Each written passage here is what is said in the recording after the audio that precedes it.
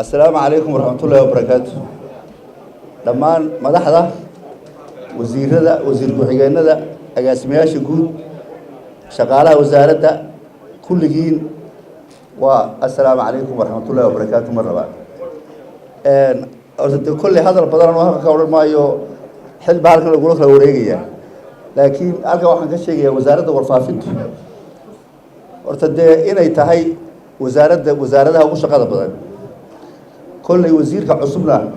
loo sheegi maayo kuma cusba oo hore u joogi jiray waxaan u ahaa nin hore uga soo shaqeeyay meelo badan oo wasiir ku-xigeen kana maanta ugu dambeeyayna waa wasiirkii waxaan u soo maray xildhibaan muddo dheer xildhibaanadii ka mid ahaa golaha wakiilada waxa weeye wasaaraddu howlaheedu waa badan yihiin waana kuwa qaawan oo xasaasi ah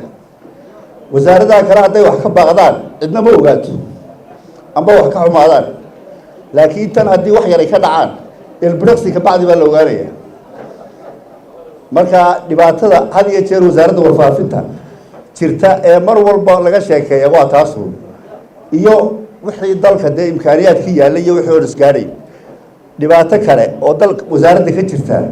ma jirto shaqaalaha weesha joogaana waa shaqaalo darban oo aada iyo aada u helan oo runtii mar walba ku dadaala inay wixii ay kari karaan ay qabtaan xilka halka lagula kala wareegayo waxaynu ku sagootaynaa wasiirkeennii hore waana u ducaynaynaa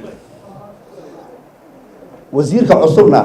waynu soo dhaweynaya iyo wasiirada cusub wasiir ku-xigeenka iyo agaasimaha guud iyo wasiirkaba runtii anigu hadalka intaasaan kaga baxayaa badina maayo waayo aada iyo aad baa loo badiyay